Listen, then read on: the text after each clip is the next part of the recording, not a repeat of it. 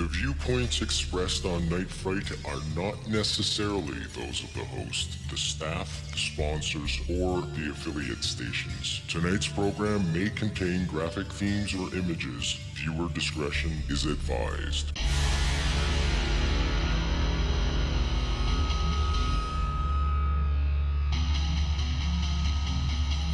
There is a time for question. There is a time for answers.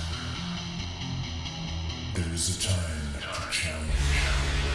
There is a time to speculate. There is a time for change. There is a time for truth. The time is now.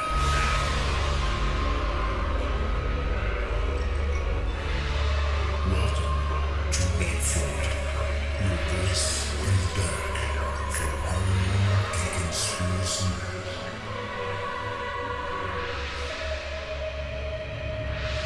And now your host, Brent Holland.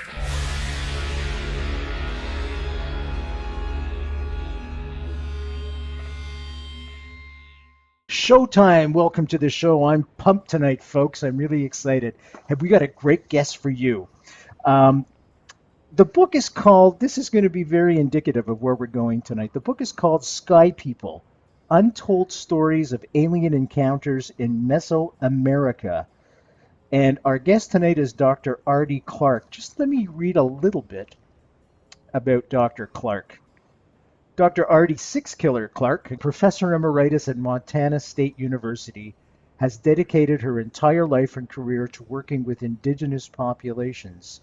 She has been adopted by enrolled tribal members and given traditional names by 3 Northern Plains spiritual leaders, including the Blackfeet, and her name there is Woman with Great Knowledge, the Northern Cheyenne, where her name is Walks All Woman, the Lakota Sioux, Woman Who Helps People.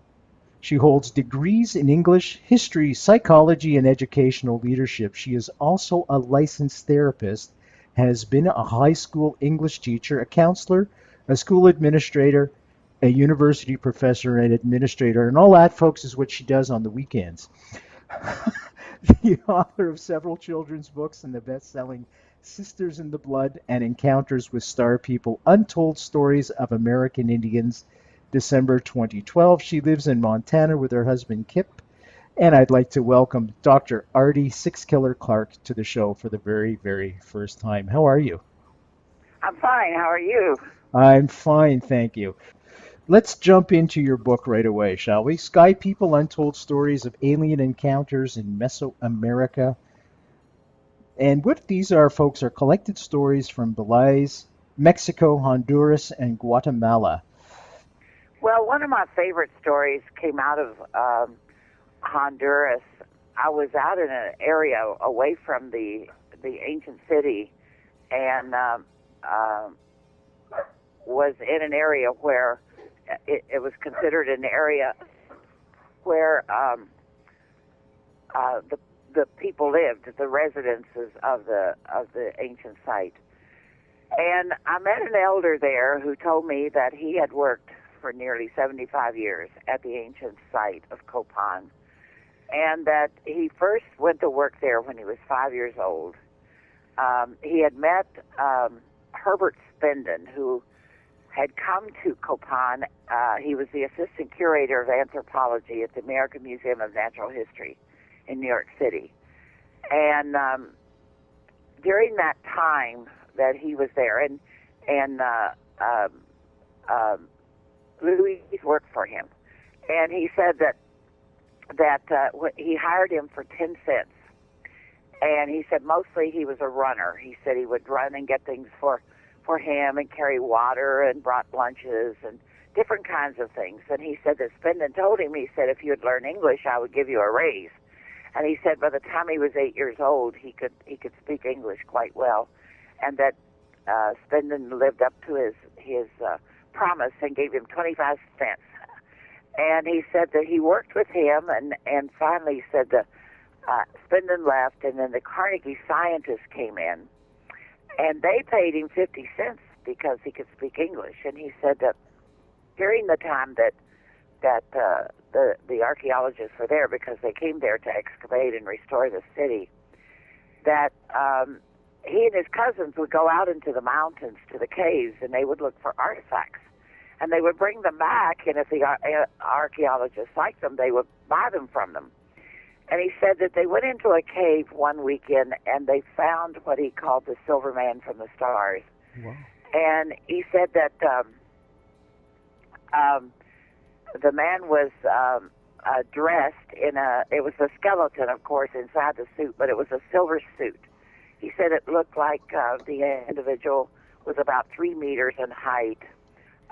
No, about a meter in height, I'm sorry. And that he described the covering of the helmet was like a tin can, like a coffee can, he said, with a hose that went to the front part of his chest, and that there were colored buttons on the breastplate of his suit. They found a tablet nearby that had very strange writing on it, and they knew it wasn't Mayan because the city of Copan is filled with Maya writing. He said that they carried it back to the archaeologists, and the archaeologists were very excited about it. And he heard one of them say that they should send it to the university right away. And he said he never saw it again, but the next day he did see a box in the tent, and he said, I think they packed him up and shipped him to their university. And he said, all of my life I've wondered about the Silver Man. He said, I'm sure scientists in the USA have studied and restudied him, but they keep it a secret. And he said what he had done was something, taking this Silver Man to these archaeologists who never shared it with his people. He said he believed that it was proof that alien life did exist. And he said, in fact, some of the elders, when he was growing up, used to talk about the little man who came from the stars in silver discs that spit fire, and they wore silver suits. And the elders said that you could see them. They visited the earth, and they lived up in the mountaintops, often for weeks at a time. And he said they never bothered anybody, and the people left them alone. But he said the people saw them once in a while and knew they were there. And he said, I think our discovery was one of them who died, and that they buried him in the cave, and we disturbed the grave site. And he says, I've been haunted by this all of my life, because he said, I think it was the proof that was needed that alien life existed, and that there are people who live, on other planets, and it also is a proof of our connection, of the Maya connection with the stars and the cosmos. And he said it's something that I have regretted all my life. We're speaking with Dr. Ardy Clarke tonight. Folks, I'm excited because the book is called Sky People, Untold Stories of Alien Encounters in Mesoamerica. www.nightfrightshow.com, www.nightfrightshow.com. Click on tonight's guest book covers because she has several books out. The second book is called Encounters with Star People, Untold Stories of American Indians as well, we'll be getting into. Just click on those book covers. That'll take you right to a spot where you can order them from the comfort of your own home. And tonight is a very good night to do that. Get the coffee going, get the tea going, get a beverage of your choice going. Kick your feet up, relax. For the next several hours, we're going to be taking you on a wonderful, wonderful educational ride about our First Nations folks here in Canada, Native Americans in the States. Can we talk a little bit about one of the blue people, the blue giants people? Now, pick any story you want that contains them, because this is absolutely fascinating to me. And I'll tell you why after. An elder told me a story of when he was a boy, that he and his friends had gone into this cave, and they found this head. It was quite large. It was shaped similar to a human's head, but the eye sockets were very different. He said the eye sockets went all the way around the side of the face to about where an ear would be. And so the eyes were quite large. The eye socket was quite large. And they were so excited about finding this huge head skull. And they carried it back to their village and took it to their grandfather, who became very alarmed. He told them that they must return it at once because they had disturbed a sacred place. And he said that these are from the giants of the blue kind, and they are extinct now, and you are not to disturb them, because once they walked on the earth and lived with us and would go and come back and forth. So the boys gathered up the skull and carried it back to the cave, but they were unable to find the site where they had originally dug up the skull. So they take it back to the village, and the grandfather says, you have to get rid of this skull because you cannot keep this skull. You have to put it away. And so they took it out into the jungle, and they dug a hole, and they buried it. Well, a few months later, the grandfather heard about a man up near the Guatemalan border that knew about the blue kind, giants that visited the region. And so he decided that for the boys to compensate for what they had done, to take this skull to this man and have him to tell them how to dispose of it so that it would not bring misfortune upon the people. And so they make this trip to the border, and when they arrive, a crowd has preceded them. They have heard about this skull of the blue giants.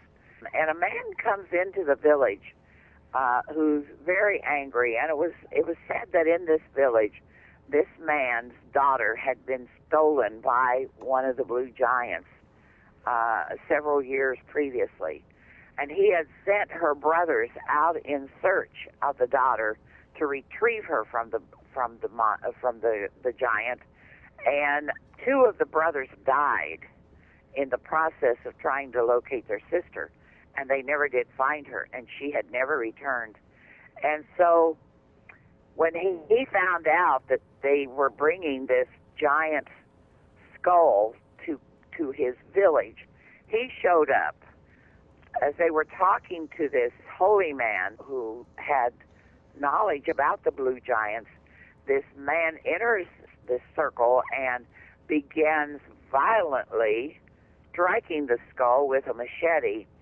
And there are several archaeologists there, and one of them tries to restrain him, but is unable to do so. And he said, he thought, his idea that he was going to make money out of this and somehow he was going to be famous was shattered by this man with his machete.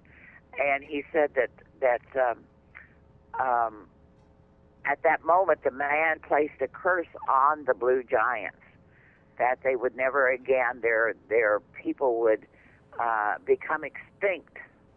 And they said he was a very powerful conjurer, and that he placed a curse upon the blue giants, and they had never been seen in the village again. Wow, what a story. That's incredible. I know, it's quite an amazing story. And he said this happened when he was a young man, when he was just a boy, in fact, but he had quite a recollection of it happening. The JFK Assassination, the definitive book by Brent Holland. From inside the Oval Office to Daily Plaza, first-person witness accounts. Order yours right now.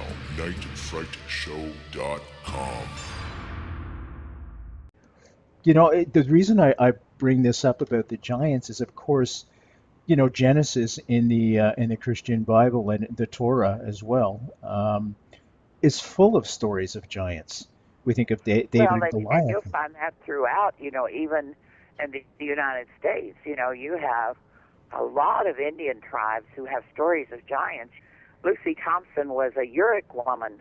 She tells the story of her people interacting with a race of giants who came from the north. And she said that they had a ladder to the heavens. She said that Oh my goodness. they could climb this ladder and reach the sky. But she said that these giants lived among them, and that they married some Uruk women. And she said that one day, after years of living among them, that they came to them and said, now they had to go home. They had to go north. And she said that they took the children with them who looked most like them, and they left behind the children that didn't look as much like them. And she said that is the reason why, when the white man came to the Uruk, that he found fair-skinned Indians living among us, because those were the descendants of the giants who came from the north. And I just and when you talk about blue-skinned people, the Cherokees have a story that when they arrived in the southeast, that there were blue-skinned children or blue-skinned people who lived underground, and at night they would come out and they would tend gardens and collect their crops, but during the daylight, because the sunlight hurt their eyes, they would go back underground and they would stay underground. That's incredible. There are many stories of blue-skinned people and giants throughout the Americas. You've piqued my curiosity now, because, we have the Inuit people in Canada's north, and I'm just wondering, Right. you had mentioned they came from the north. I'm just wondering if there are any records or any oral traditions from those folks of giants. Well, I interviewed Yupik and Inuit people in Alaska. One group was saying that, well, we came here on flying discs to this world, and we settled here in Alaska because it was like our home planet with the ice and the snow. And I thought that was a kind of an interesting. An elder told me that the world they came from was like the world found in the tundra of Alaska. And of course, that would be the natural spot for them to land. Right, because that's where they wanted to, live in the area where that was most like, their home planet. Any idea, through all these stories that you've accumulated, why they came to the planet? Was it a question of survival? Was it a question of just getting off their own planet and exploring others? One of the interesting things I've heard over the years that I've been collecting these stories is that these advanced civilizations that live somewhere out there in the universe have a practice of populating planets. That if they find a desirable planet, they literally populate that planet and start life. They come to Earth as well as other habitable planets. They collect animals, they collect DNA, they duplicate people, they collect plant and animal life, and they take that and plant it on another planet along with the clones of humans or clones of other creatures, and they simply are seeding other planets. And that seems to be fairly common knowledge among a number of people who have had interactions with star people. When you say interactions, I know they're physical. How do they communicate with them? Is it telepathy? Well, the elders will tell me they talk in my head. So I'm assuming that we're talking about telepathy. One person told me that they told him if he would just be quiet and think of the answers. They said that they did not like the sound of the human voice, and therefore, if he would just think his answers. And he told me how difficult it was at first because he wanted to say what he was thinking out loud. But they told him, just think your answers and we will understand. In terms of anything written down, in terms of hieroglyphics or anything like that, did you come across anything that was a common denominator, if you will? No. From the stories I've been told, several different groups that are visiting the Earth.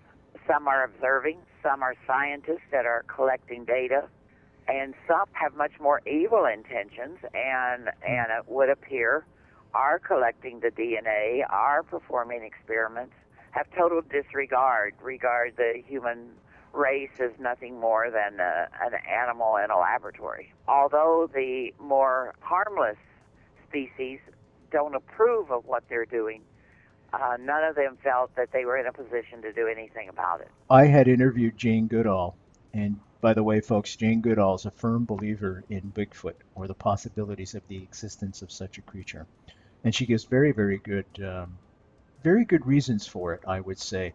She said that she's visited, like Dr. Clarke has, many Aboriginal and various Indigenous peoples right across the world, and wherever she goes, they all have the same type of tale, and that is of this giant ape-like creature.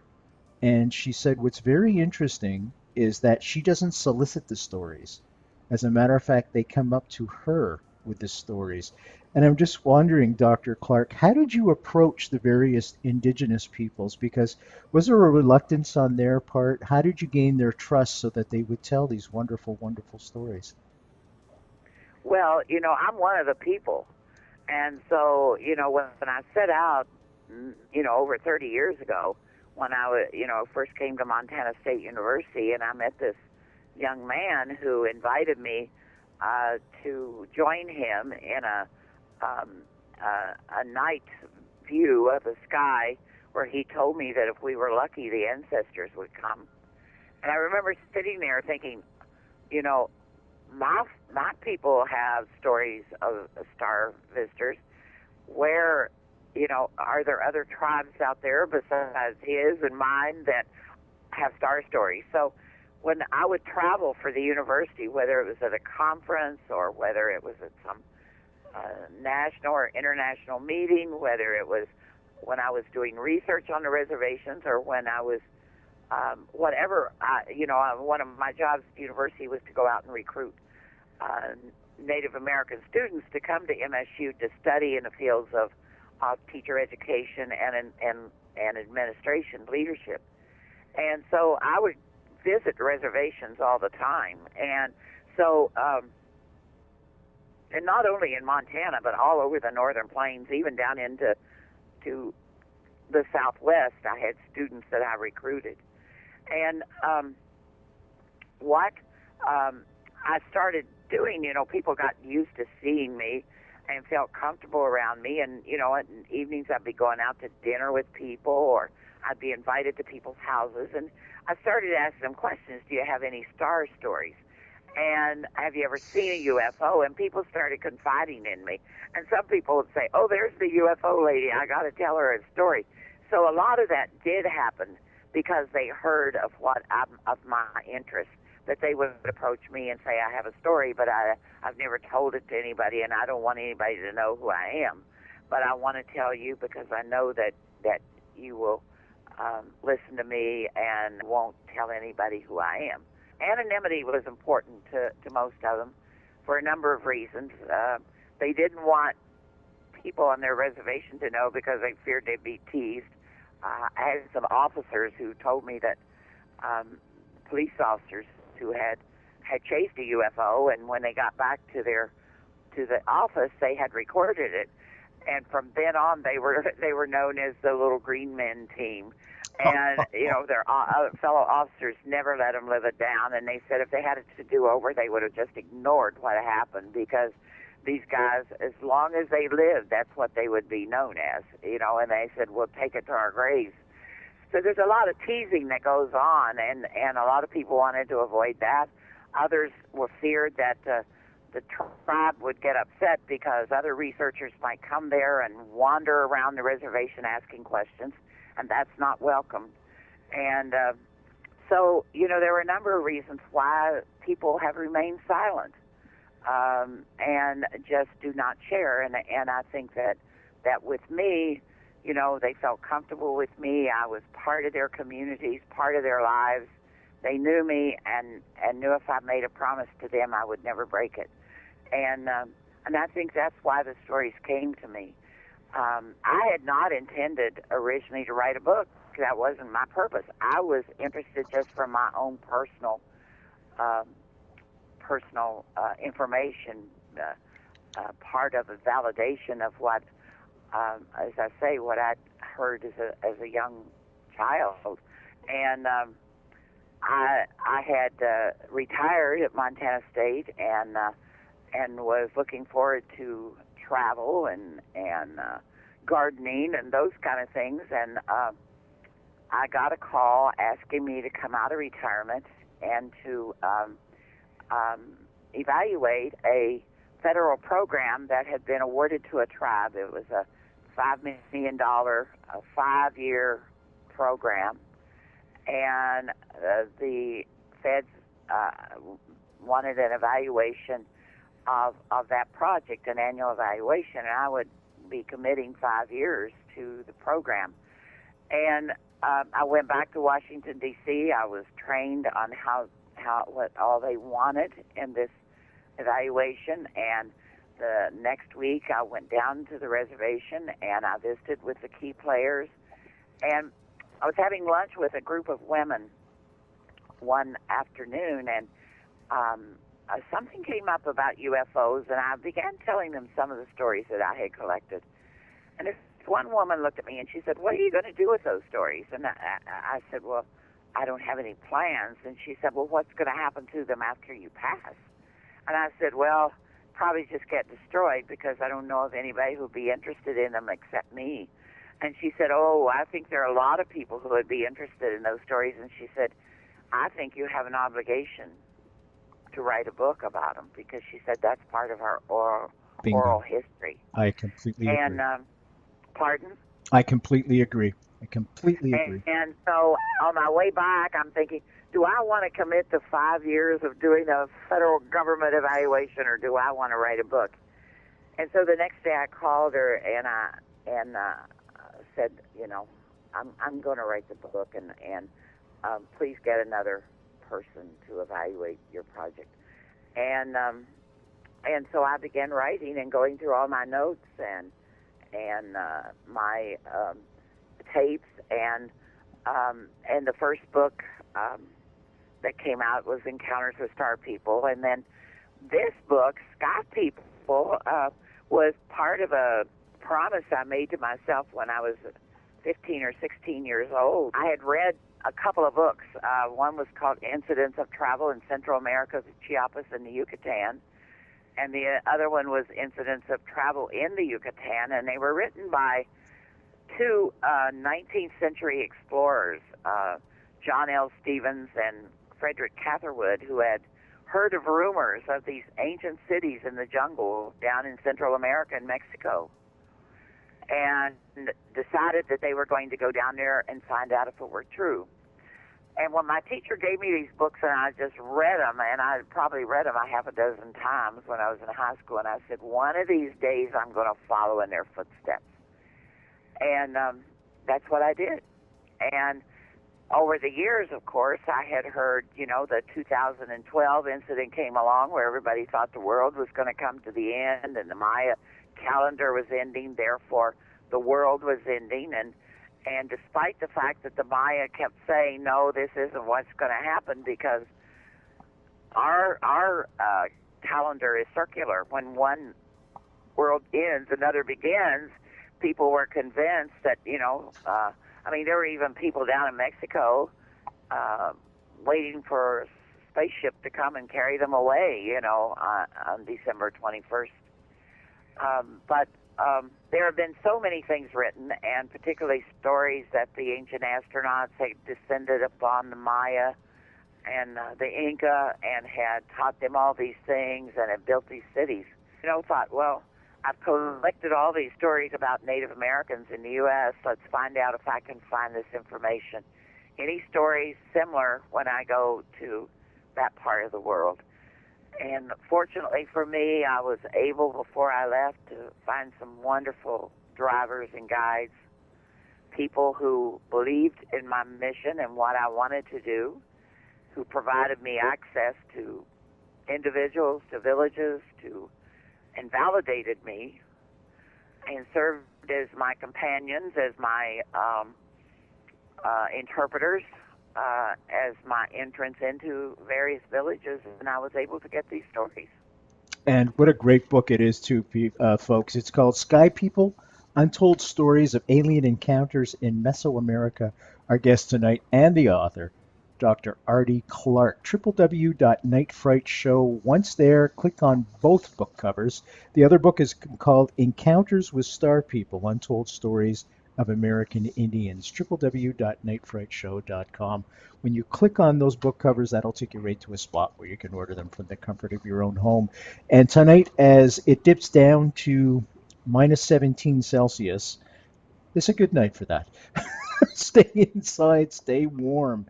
You know, Dr. Clarke. Well, it sounds like Montana. Oh, Only Jesus. I think we're colder. Is that right? Yeah, it's the high today was 20 here, and I think the low tonight is supposed to be around 3 degrees. Whoa. So yeah. I'm not sure what that is in Celsius, but well, just to give you an example, 32 degrees is the freezing point in Fahrenheit, and that's our zero. But it's not a one-to-one cancellation. Yeah. It goes a little bit weird. So we're probably around the same temperature. We're probably around 5 or 6, I would say, Fahrenheit. But it's a good night to get the fire going. Yeah, we get all that cold air out of Canada. We get it from Alaska, so we blame Alaska. Yeah, that's right. I've been in Alaska when it's 70 below zero, if you can believe it. Good Lord. Yeah, I can. Absolutely. Actually, we have a wonderful guy who puts our website together who lives in Juneau, and he's a super trooper. His name is Kelly Logan. Kelly, thank you again, my friend, for putting it together, because the show would not exist without you. Thank you, my friend. The JFK Assassination, the definitive book by Brent Holland. From inside the Oval Office to Daily Plaza, first-person witness accounts. Order yours right now. nightfrightshow.com. You know, Dr. Clarke, in northern Ontario, there's an island called Manitoulin Island, which is a native Aboriginal people reserve. And they get so many sightings of UFOs, of flying saucers, and they have an abnormal amount of abduction cases reported as well. What is it about Native Americans, Indigenous people everywhere, that attracts UFOs and aliens? Can you help us try and figure this out? Well, I think a lot of the people I've talked to over the years have told me that, they regard the star people as ancestors, as people who have gone before, and people who assisted them in the early days when they lived on Earth, or people who even brought them here. And it varies from tribe to tribe, from group to group. I mean, down in Mexico, I've heard the stories that they came from another planet, that they were brought to that part of the world. I've heard the same thing among American Indians. So, and I haven't had the privilege of working with Canadian Indigenous people. So, I really, but it seems to me that one of the things that is still very present among Indigenous people is that the majority of them don't fear encounters. They're very open to it because they consider it a part of normal existence, of normal life. Another thing is that I think that a lot of people don't watch the stars anymore. They aren't aware of what's going on around them. They're too concerned with technology, with television, with reality shows, with their smartphones and their computers, that they've lost sight of what it's like just to go out and sit at night and watch the stars. Bingo. I agree with you, because I think everybody's looking down, texting on their smartphones. Right, and they're never looking up. Yeah. And so they're missing a whole different world out there, a universe. A universe, virtually. Pardon? An absolute universe, absolutely. And I think that's the difference. You go to a reservation, and where I've seen a lot of changes in the 30-some years I've lived in Montana. Because of, well, first of all, the satellite televisions came in. And when satellite came in, tribes were, the families were suddenly exposed to a whole different world.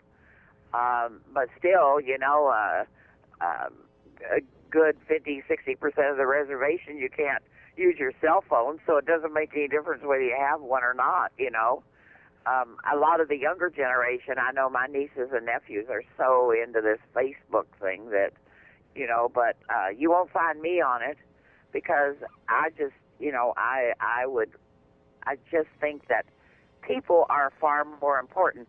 I've watched teenagers sit in a room with each other and text each other instead of talking to each other. And so I'm thinking, what on earth is going on, And me, being a social scientist, I relish, in the interaction with people, and of sitting down and listening to the stories of the old ones and listening to the elders speak. And you still find that among Indigenous people, where elders still do hold a place of honor, where many of them, there's still a high regard. Of course, there are incidents where that doesn't occur, but for most part, and elders have a lot of respect. And so I think that it's just a whole different worldview and a way of living, and that allows for more interaction than outside that Indigenous world. Dr. Clarke, how far back do these stories go? Because I'm thinking they go back centuries. Thousands of years from the very beginning. I was in Mexico, and I was in a place called Monte Alban, which is a Zapotec, not Maya, but a Zapotec ancient ruin. It's high up on top of a mountain, and I was standing there looking out over the valley below, and you could see a little smoke from fires that indicated that someone was burning a little field so they could plant corn. And they go into the jungle and they clear away a place and they plant their corn, and then they harvest their corn, and then they move their little area to another spot so that the jungle has a chance to regroup. And these three young men approached me, and they were carrying a television camera, and they said that they were doing a documentary on the slash and burn policies of the Zapotec who lived in that region. And they wanted to know what I thought about it. And I said, well, I really don't have an opinion about this. And about that time, my driver came and intervened, and he said, this is a doctor from the United States. She's here doing research and collecting stories. Well, then, of course, they immediately wanted to know what I was doing. And when I explained to them what they were doing, they said, well, maybe we should follow you and document what you're doing, because that's more interesting than what I'm doing. So I offered to buy them Cokes and sit and visit with them for a while. And one of them said, well, one of the there's a story in a nearby village about a man who came from the stars. And he said that he came down on a beam of light. Now, this is an ancient story, probably 3,000 years old. And he came down on a beam of light, and he stood there, and he walked about the village, and he lived among the people. He married a village woman, and he built the great city, and he helped the people. He taught the people all these different things. And when he had a son, and when the son got old enough and married, then he walked back to the center of the town, and a beam came down from the sky, and he went up to the sky, and he never was seen again. Now, and they said, you can. So I decided I wanted to go to this village and talk to the local people about this story. and you know, if there was any connection with this village and with the Star people. And when I arrived there, you know, I met this this man who told me about how frequently that the starships would come, and they would hover over the city, and they would go to this place where the father's son was actually entombed. And it's really interesting because when you look at the depiction of him, he's wearing goggles, and almost like you would think that somebody, a spaceman, might wear, the depiction of him. And it you know, you can't help but see the connection when you hear the story that's being told. You know, it's funny, you must be clairvoyant, Dr. Clarke, because I was just going to ask you if these are all oral traditions that are passed down, or if there is some kind of documentation other than just oral traditions, perhaps in They're song. oral traditions, basically, you know. Is there any in song that you've come across? Any what? In songs? No. You know, their music are chants, and they chant to, you know, to the sky gods, you know, and they chant in their native language, and they say that they do that because the sky gods or the sky people actually speak their language, and so their chants are done when they perform their ceremonies. It's always done in their native language. I see. Okay. And in terms of coming across paintings or any artwork, did anything reflect upon the aliens or perhaps the vehicles that they were driving? No, nothing like that. Venus plays a huge role. There's a lot of depictions of Venus. Well, tell us about that then. Well, you know, throughout the Maya world, you will find different symbols of representing Venus in the sky. There was one a city in Guatemala that I visited that all the rulers of that city had the name of Sky, and they said that the original builder of the city was a very powerful.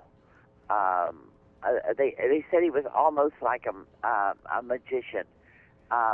He had these unusual powers and could do all sorts of things.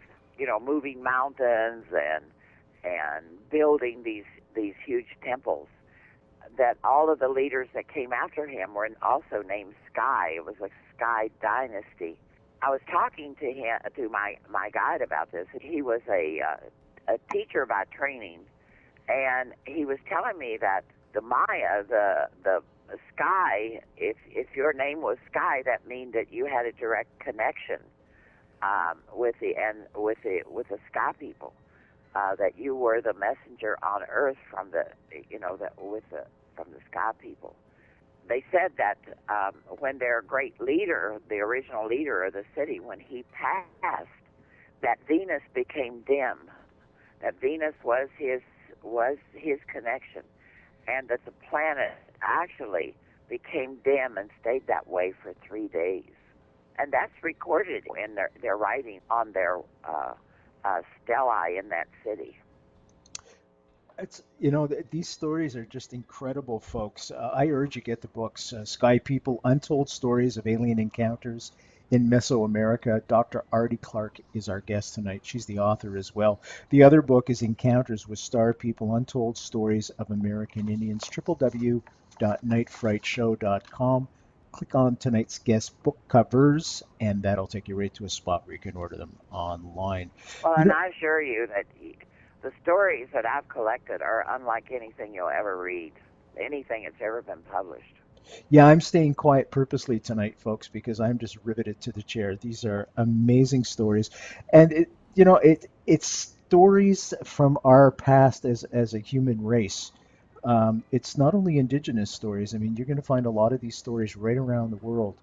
I get reports of UFOs all the time, abductions right around the world. It seems to be part of the human condition. And I always Well, say, and I think, please. one of the things that we forget is that the indigenous people of the world have actually held on to their ancient stories. And there was a time in history when all people had their stories and orally passed their history along to each generation. But as time progressed, and the Western man, so to speak, began developing scientifically, and of course, the written word became popular, and then the printing press came, and the industrial age came, and all of a sudden, the oral traditions lost value. The indigenous people, who were mostly isolated from this group, maintained their stories, but the others who had probably had very similar stories to what indigenous people did, they just let their stories go. And it's unfortunate because they probably would have found a lot in common. American Indians haven't given that up, nor have the people that I've met in Mesoamerica have they given it up. They pass on their stories. The JFK Assassination, the definitive book by Brent Holland. From inside the Oval Office to Daily Plaza, first-person witness accounts. Order yours right now. nightfrightshow.com. Is there a common message that has been passed down throughout the ages to all the peoples that have come in contact with the aliens? Well, occasionally I have come across stories that they're concerned about the planet. I've come across stories where they're concerned about the violent nature of humankind. I have also been made fully aware by some people that the aliens are far more interested in the planet than they are in the perpetuation of the human race. That if we no longer existed, there is this gem of a world out there in the universe that they could repopulate. I encountered a Vietnam veteran last summer who told me that he had he was going to Four Corners, which is down in the New Mexico area, northern New Mexico, Arizona, Colorado, that area. He was going there for a veterans celebration.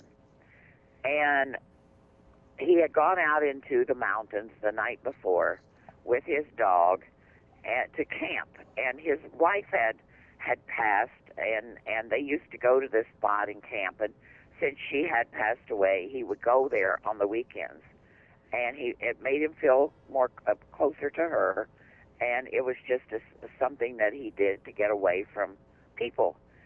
And he said that he had cooked dinner and set up his tent and was just about ready to call it a night when all of a sudden, all of the stars in the sky disappeared. And he said he lay back on his blanket, and he looked up, and he could make out on the fringes. He could see the outline of a huge spacecraft. And the spacecraft was blocking out the stars. But on the fringes, he could see, the fringes of the outline of this enormous spacecraft, he could see the stars. And he said out of this spacecraft came a number of smaller craft that flew off in different directions. And he said then the huge spacecraft disappeared. He said his dog, who was whimpering and very frightened by the event, had gone into the tent already. So basically he went into the tent and went to sleep. Next morning he gets up, he gets dressed, has breakfast, and packs up and is getting ready to go into the Four Corners area when he comes around this bend over this butte, and there below him sits a smaller spacecraft, and is located near an old abandoned mine. And he says that from his vantage point, they don't see him, but he can watch them. He watches as they go into this mine, and they retrieve various samples of rocks, bring it back. And he said there were two different kinds of aliens. There was a smaller group and a larger in stature, and they were working together. The small ones would go into the mine, come out with the samples. The larger ones would examine them, choose the ones they wanted, and discard the ones they didn't want. He said he watched this for about 30, 45 minutes. And he said then he decided, to move on. He came around another bend, and there was another spacecraft, but this group was drilling and taking samples from the Earth. Well, he was very concerned about this. He was convinced that this group was invasive, that they were after minerals, and that because of their advanced civilization and their ability to travel throughout the universe, that we would be at their at an extreme disadvantage, and they could do whatever they wanted to. And so he and some of his veteran friends organized a watch group that, watches the sky, watches for UFOs, and follows up on any strange occurrences, because he's convinced that these aliens are not friendly. Our guest tonight has been Dr. Ardy Clarke. I want to thank her very much for joining us tonight. Her books, of course, are Sky People, Untold Stories of Alien Encounters in Mesoamerica. Dr. Ardy Clarke, of course, is the author, and our guest, Encounters with Star People, Untold Stories of American Indians. I'm Brent Holland from Night Fright. Thank you all for joining us. See you next time.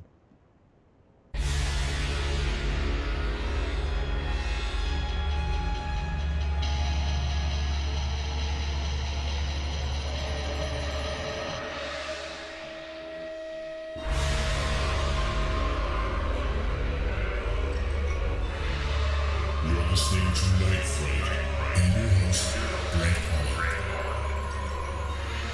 The time is now. Your voice in the dark for paranormal and conspiracy.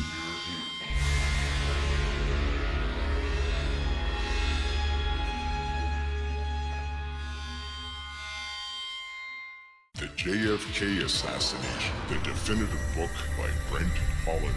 From inside the Oval Office to Daily Plaza, first-person witness accounts. Order yours right now. nightfrightshow.com.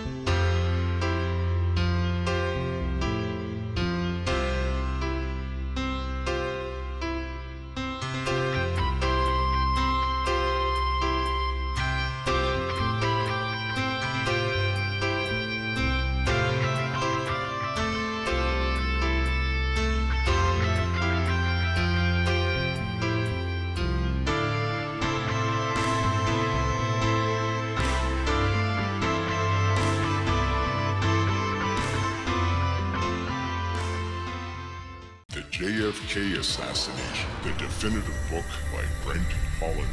From inside the Oval Office to Daily Plaza, first-person witness accounts. Order yours right now.